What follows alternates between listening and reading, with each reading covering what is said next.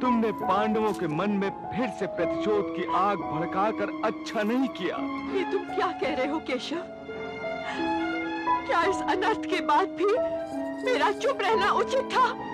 परंतु अब इससे भी बड़ा अनर्थ हो सकता है। अभी इस समय इस शिविर में 5 लाशें बिखरी पड़ी हुई हैं। परंतु यदि अश्वत्थामा और पांडव टकराए तो इस सारे संसार में लाशें ही लाशें बिखरी पड़ी होंगी।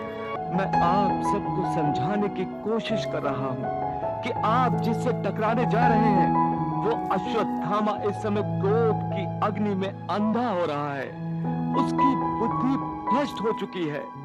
परंतु जिस मनुष्य की बुद्धि भ्रष्ट हो जाती है और जो सोते हुए योद्धाओं को केवल अपने प्रतिशोध के कारण मार डालता है, उसे स्वयं जीने का कोई अधिकार नहीं। मेरा शरीर लावे का बना है। याज्ञसेनी हूँ मैं उस कायर को जीवित नहीं रहने दूंगी।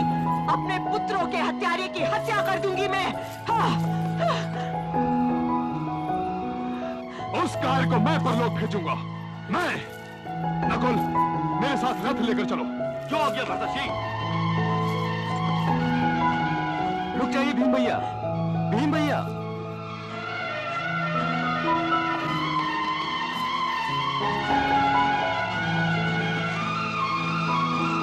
नकुल, वेद व्यास के आश्रम ले चलो। जी। हम उसे जीवित रहने नहीं देंगे। तो जाओ, वो कायर जहाँ कहीं भी छुपा है उसे ढूंढ निकालो। जाओ, जाओ उस दुष्ट के सिर के इतने टुकड़े कर दो कि विधाता भी उन्हें जोड़ ना सके। यही मेरे पुत्रों की हत्या का बदला होगा और यही मेरे प्रतिशोध की चरम सीमा होगी। ऐसा ही होगा पांचाली, ऐसा ही होगा। सहदेव, तुम द्रौपदी का ध्यान रखना। चलो अर्जुन। बड़े भैया, रुको पार्थ। द्रौपदी, तुमने पांडवों के मन में फिर से प्रतिशोध की आग भड़काकर अच्छा नहीं किया। ये तुम क्या कह रहे हो केशव? क्या इस अनर्थ के बाद भी मेरा चुप रहना उचित था? परंतु अब इससे भी बड़ा अनर्थ हो सकता है। अभी इस समय इस शिविर में 5 लाशें बिखरी पड़ी हुई हैं। परंतु यदि अश्वत्थामा और पांडव टकराए तो इस सारे संसार में लाशें ही लाशें बिखरी पड़ी होंगी। परंतु केशव, द्रौपदी, अपने आप को वश में करो। सहदेव, द्रौपदी को बड़े भैया के शिविर में लेकर जाओ। जाओ लेकर। मुझे पांडवों को रोकने के लिए तुरंत जाना होगा। चलो सारथी, भगवान वेद व्यास के आश्रम में ले चलो। जो आज्ञा। रुक जाओ सारथी।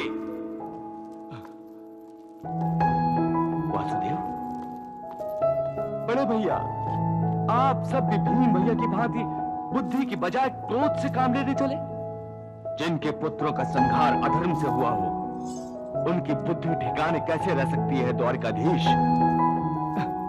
यदि आप सब अनजाने पक्षियों की भांति शिकारी के जाल में फंसना चाहते हैं तो जाइए।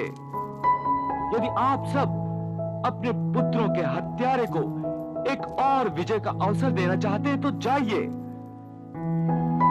ये तुम क्या कह रहे हो वासुदेव?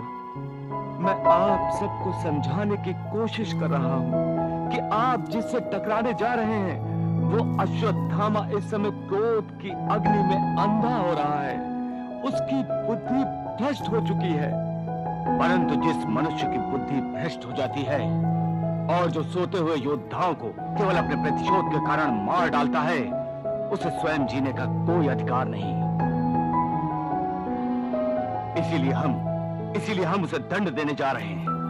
परंतु दंड देने वाले को अधिक शक्तिशाली होना चाहिए, अन्यथा वो भी अपराधी की उन्मत्त शक्ति का शिकार हो जाता है। शायद आप सब नहीं जानते, अश्वत्थामा के पास ब्रह्मशिर अस्त्र है। ब्रह्मशिर अस्त्र? ब्रह्मशिर अस्त्र? हाँ। परंतु अश्वत्थामा को यह महाअस्त्र कैसे प्राप्त हुआ?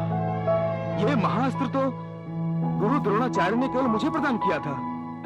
नहीं, जब ये महाअस्त्र गुरु द्रोण ने अर्जुन को प्रसन्न होकर प्रदान किया था, तभी अश्वत्थामा ने अपने पिता से हट करके इस महाअस्त्र को प्राप्त करने की हट की थी। अपने पुत्र की हट से विवश होकर गुरु द्रोण ने अश्वत्थामा को यह ब्रह्मशिर अस्त्र प्रदान किया था।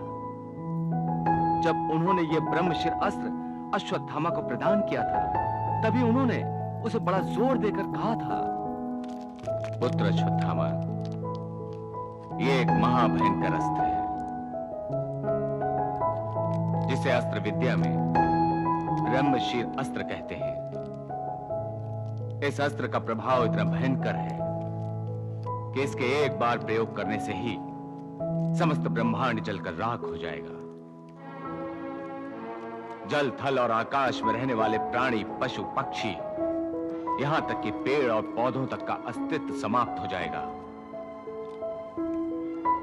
इसके तेज से बड़े बड़े पर्वत और पहाड़ रुई के फाहे की भांति उड़ते नजर आएंगे। सागर का जल सूख जाएगा। प्रलय आ जाएगी अश्वत्थामा, प्रलय आ जाएगी।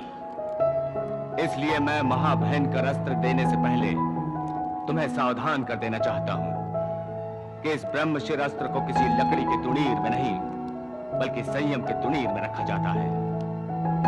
ब्रह्मशिर अस्त्र को बुद्धि और संतुलन के धनुष पर चढ़ाया जाता है और इस महाविनाशक अस्त्र का संधान केवल धर्म संकट के समय किया जाता है।